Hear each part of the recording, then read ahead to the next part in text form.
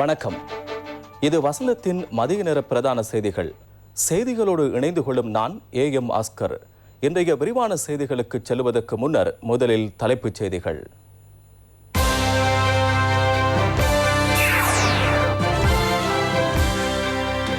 இருபதுக்கு எதிரான 39 மனுக்கள் மீதான விசாரணை 2வது நாளாகவும் ஆரம்பம். மத்திய நெடுஞ்சாலையின் மேரிகம குருநாகல் நிர்மாணப் பணிகளை 5 மாதங்களுக்குள் பூர்த்தி செய்ய அமைச்சர் ஜோன்ஸ்டன் தயார். நல்லாட்சியின் போது தொலைக்காட்சி அதிகார சபையில் இடம்பெற்ற ஊழல் மோசடிகள் குறித்து முறைப்பாடு. குடு அஞ்சுவின் சகாவும் போதைப் பொருட்களுடன் மேலும் 5 மகரகமவில் கைது. கலனிவழி புகையிரத வீதியின் சட்டவிரோத குடியேற்றக்காரர்களுக்கு புதிய வீடுகள். ட்ரம்ப் பைடன் ஆகியோருக்கு இடையில் பரபரப்பு விவாதம்.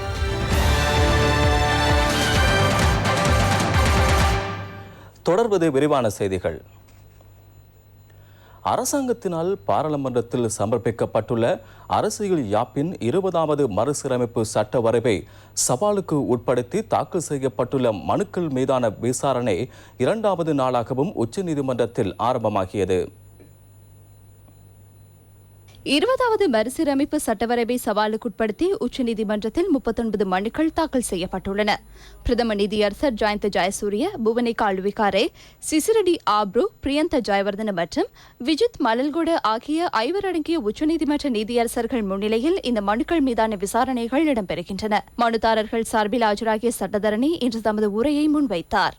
மனுதாரர்கள் சார்பில் ஆஜராகிய சட்டத்தரணிகள் உத்தேச 20வது மறுசீரமைப்பு சட்டவரைவில் உள்ளடக்கப்பட்டுள்ள ஒரு சில சரத்துக்களினால் அரசியல் யாப்பு ஊடாக உறுதி செய்யப்பட்டுள்ள சிந்திக்கும் சுதந்திரம் என்னும் அடிப்படை உரிமைக்கு வரையறைகள் விதிக்கப்படுவதாக வலியுறுத்தினார். அத்துடன் பிரஜைகளுக்குள்ள தகவல் அறியும் உரிமைக்கும் முறையற்ற அழுத்தங்கள் பிரயோகிக்கக்கூடிய நிலை காணப்படுவதாகவும் தெரிவிக்கப்பட்டது. சட்டவரைவானது நேரடியாக மக்களின் உரிமைகளுடன் முரண்படுவதனால் அதனை நிறைவேற்றுவதற்கு சர்வஜன வாக்கெடுப்பு ஒன்றை மேற்கொள்ள வேண்டுமென அவர்கள் சுட்டிக்காட்டினர். 20வது சீர்திருத்த சட்டவரைவை சவாலுக்குட்படுத்தி ஐக்கிய மக்கள் சக்தி, தமிழ் தேசிய கூட்டமைப்பு, ஐக்கிய தேசிய கட்சி, ஸ்ரீலங்கா முஸ்லிம் காங்கிரஸ், இலங்கை ஆசிரியர் சங்கம், மாற்றுக் கொள்கைகளுக்கான கேந்திர நிலையம், சட்டத்தரணிகள், பொதுமக்கள், தொழிற்சங்கங்கள் உள்ளிட்ட 39 தரப்பினர் உச்சநீதிமன்றத்தில் மனுக்களை தாக்கல் செய்துள்ளனர். இதற்கு மேலதிகமாக இந்த சட்டவரைவை சவாலுக்குட்படுத்தி தாக்கல் செய்யப்பட்டுள்ள மனுக்களுக்காக தலையீடு செய்து விளக்கம் அளிக்க அனுமதி வழங்குமாறு கோரி அமைச்சர்களான நிமல் சிறிபால டி சில்வா, காமினி லோக்கங்கே, பேராசிரியர் GL பீரிஸ், பாராளுமன்ற உறுப்பினர் சட்டத்தரணி சாகர காரிவசம், சங்கைக்குரிய ஒமாரே கஷ்யப் தேரர், M Dayaratne, WMD வீரதிலக்க, PGT Abeyratne ஆகியோரும் மனுக்களை தாக்கல் செய்துள்ளனர். 20வது திருத்த சட்டம் இன்னும் முழுமை பெறாத நிலையில் ஸ்ரீலங்கா முஸ்லிம் காங்கிரஸ் இதுவரையில் எவ்வித தீர்மானங்களையும் எடுக்கவில்லை என ஸ்ரீலங்கா முஸ்லிம் காங்கிரசின் பிரதி தலைவரும் மட்டக்களப்பு மாவட்ட பாராளுமன்ற உறுப்பினருமான ஹாஃபிஸ் நசீர் அகமது தெரிவித்துள்ளார்.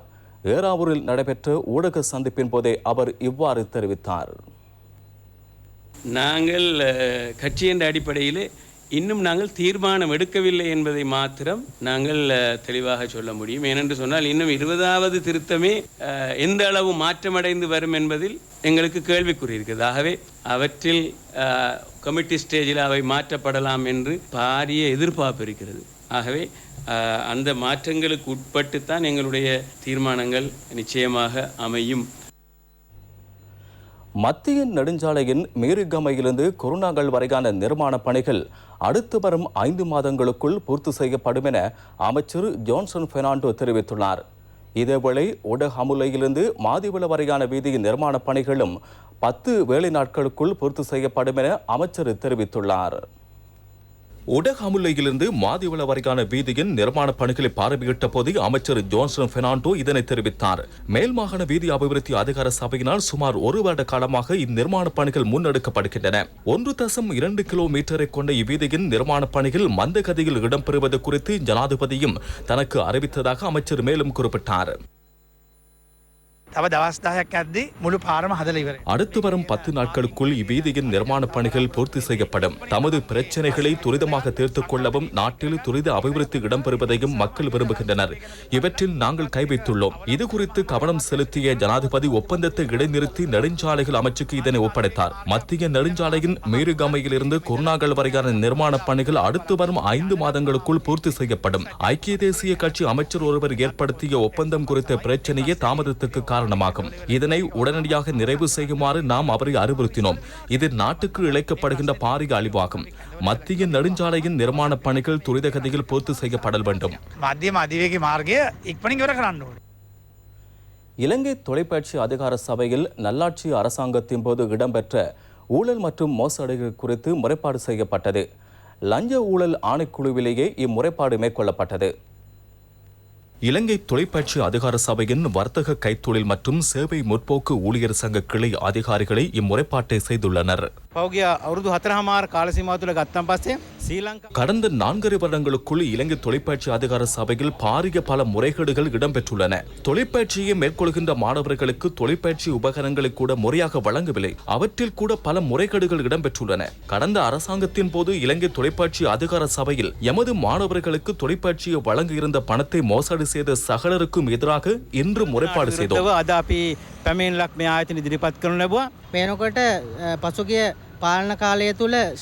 கடந்த ஆட்சி காலத்தின் போது இலங்கை தொலைக்காட்சி அதிகார சபையில் ஊழல் மோசடிகள் மற்றும் முறைகேடுகள் பாரிய அளவில் இடம்பெற்றுள்ளன. இது குறித்து விசாரிக்குமாறு தலைவருக்கும் உப தலைவருக்கும் அறிவித்துள்ளோம். ஊழல் மோசடி மற்றும் முறைகேடுகள் குறித்து அரசாங்கம் விசாரணை செய்து சம்பந்தப்பட்டவர்களுக்கு உரிய தண்டனை வழங்கப்படும் என்ற நம்பிக்கை எமக்குள்ளது. களனிவெளி புகிரத வீதியில் சட்டவிரோத குடியேற்றக்காரர்களுக்கு புதிய வீடுகளை வழங்கும் நிகழ்வு அமைச்சர் காமினி லொக்குகே தலைமையில் இடம்பெற்றது. கொழும்பு நகரை அண்டிய பகுதிகளில் உள்ள புகையிரத வீதிகளை விஸ்தரிக்கும் வேலை திட்டத்தின் கீழ் அமுல்படுத்தப்பட்டுள்ள திட்டத்துக்கு அமைய இச்சட்டவிரோத குடியேற்றக்காரர்கள் நீக்கப்பட்டனர். களனிவெளி புகையிரத வீதியின் இருமரங்கிலும் வசித்து வந்தவர்களுக்காக 1244 வீடுகளை நிர்மாணிக்கும் திட்டம் நகர அபிவிருத்தி அதிகார சபையினால் முன்னெடுக்கப்பட்டது. முதல் கட்டத்தின் கீழ் 384 வீடுகள் மாளிகாவத்த லக்வேரு சவன வீடமைப்பு கட்டட தொகுதி வழங்கப்பட்டது. நாட்டின் அபிவிருத்திக்காக சகலரும் பங்களிப்பு செய்ய வேண்டும் என அமைச்சர் காமினி லொக்குகே இதன்போது தெரிவித்தார். ராஜாங்க அமைச்சர் டெலும் அமனுகாமவும் இங்கு கருத்து தெரிவித்தார். திட்டமிட்ட குற்றக்குழு உறுப்பினரான ரத்மலான குடு அஞ்சு என்பவரின் நெருங்கிய சகா ரத்மலானையில் கைது செய்யப்பட்டார். அத்துடன் 1 கிலோகிராம் ஹெரோயினுடன் 5 மகரகமையில் கைது செய்யப்பட்டனர். ரத்மலான குடு அஞ்சு என்பவரின் நெருங்கிய சகா என கூறப்படுகின்ற நபர் ரத்மலான போலீஸ் விசேட அதிரடி படையினரால் கைது செய்யப்பட்டுள்ளார். ரத்மலான புகையிரத நிலையத்துக்கு அருகாமையில் இவர் கைது செய்யப்பட்டதுடன் அவரிடமிருந்து 21 கிராம் 520 மில்லிகிராம் ஹெரோயின் போதைப் பொருள் கைப்பற்றப்பட்டுள்ளது.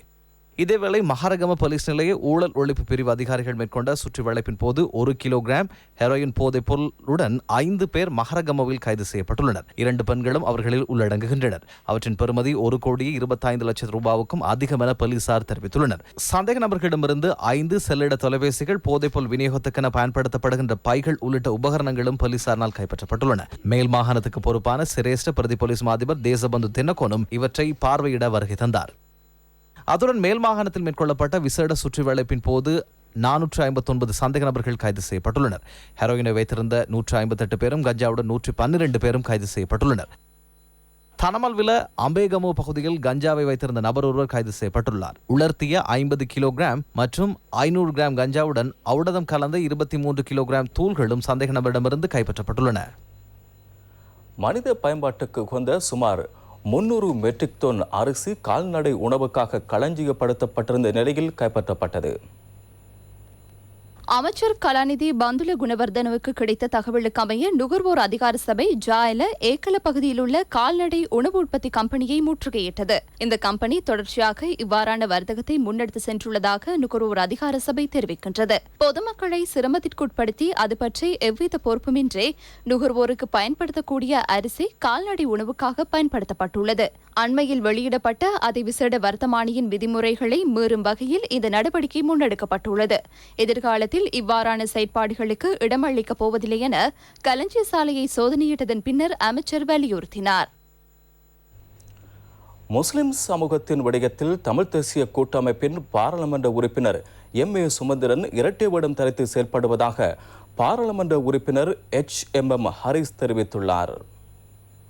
சௌர சுமந்திரன் அவர்கள் எங்களுடைய பெருந்தலைவர் அவருடைய ஞாபகார்த்த உரையில் முஸ்லிம் சமூகம் சம்பந்தமாக சுயநிர்ணய உரிமை போராட்டத்தை நாங்கள் நடத்த வேண்டும் என்ற அறைகூவலை விடுத்திருக்கின்றார். அதே சுமந்திரன் முஸ்லிம் சமூகத்தின் மோவேட்டிலே இருக்கின்ற கல்முனை நகரை முஸ்லிம்களுக்கு விட்டுத்தர முடியாது என்றும் எங்களுடன் போராட்டம் கடந்த வருடம் முழுக்க நடத்தியவர். இவ்வாறு இரட்டை முகத்தை கொண்டு செயற்படுகின்ற ஒரு சூழலில் எங்களை இன்னும் தெற்கில் உள்ள அரசுடனும் தெற்கில் உள்ள பெரும்பான்மையின மக்களுடன் மோது விடுவதற்காக ஒரு கருவியாக முஸ்லிம் சமூகம் மாட்டிவிடக் கூடாது என்பதில் நாங்கள் மிகவும் கவனமாக இருக்க வேண்டிய ஒரு காலம். நாட்டில் இடம்பெற்ற சில நிகழ்வுகளின் தொகுப்பு அடுத்து.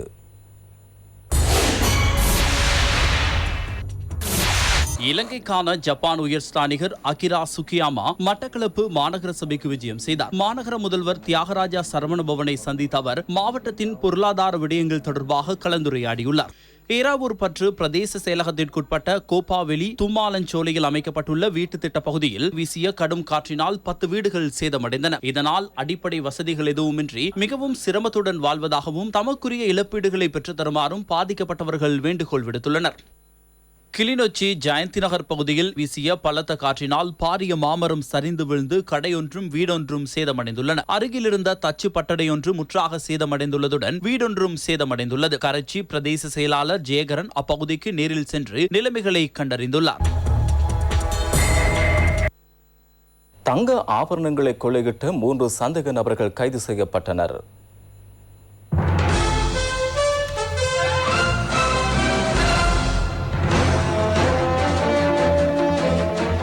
12 வீடுகளை உடைத்து 55 பவன் நகைகளை கொள்ளையிட்ட 3 காத்தான்குடி போலீசாரினால் கைது செய்யப்பட்டனர். காத்தான்குடி போலீஸ் பிரிவின் ஆரியம்பதி நாவட்குடா ஆகிய பகுதிகளில் உள்ள வீடுகளிலேயே இவ்வாறு கொள்ளையிடப்பட்டுள்ளன. இவர்களிடமிருந்து மோட்டார் கார் ஒன்றும் மோட்டார் சைக்கிள் ஒன்றும் கைப்பற்றப்பட்டுள்ளன.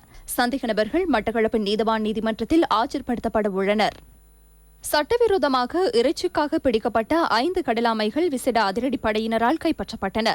விசேட அதிரடிப்படையினருக்கு கிடைத்த ரகசிய தகவலின் அடிப்படையில் இவை கைப்பற்றப்பட்டன. இந்த கடலாமைகள் கொழும்புத்துறை வள்ளுவர்புரத்தில் உள்ள வீடொன்றில் மறைத்து வைக்கப்பட்டிருந்தன. சந்தேகத்தின் பேரில் வீட்டு உரிமையாளர் கைது செய்யப்பட்டுள்ளார். நானுவோயா டெஸ்போர்ட் பகுதியில் நேற்று காணாமல் போன மாணவி இன்று சடலமாக மீட்கப்பட்டார். நானுவோயா போலீஸ் பிரிவிற்குட்பட்ட டெஸ்போர்ட் தோட்டத்தில் 6 15 வயதுடைய குறித்த பாடசாலை மாணவியின் சடலம் மீட்கப்பட்டுள்ளது. நேற்று மாலை முதல் இவர் காணாமல் போயிருந்தார். சம்பவம் குறித்து போலீசிலும் முறைப்பாடு செய்துள்ளனர். டெஸ்போர்ட் தோட்டத்தை சேர்ந்த யசோதா என்ற மாணவியே இவ்வாறு சடலமாக மீட்கப்பட்டார். இது ஒரு கொலையா தற்கொலையா என போலீசார் விசாரணைகளை மேற்கொண்டு வருகின்றனர்.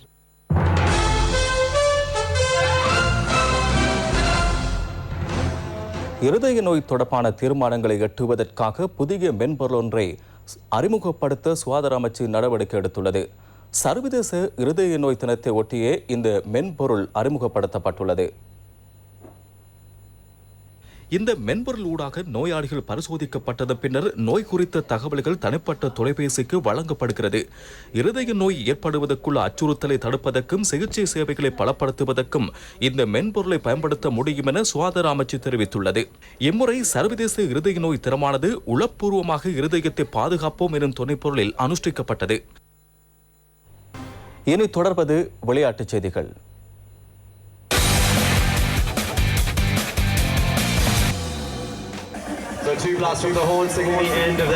தேசிய பகிரங்க அலைச்சறுக்கு போட்டி அருகம்பையில் இடம்பெற்றது.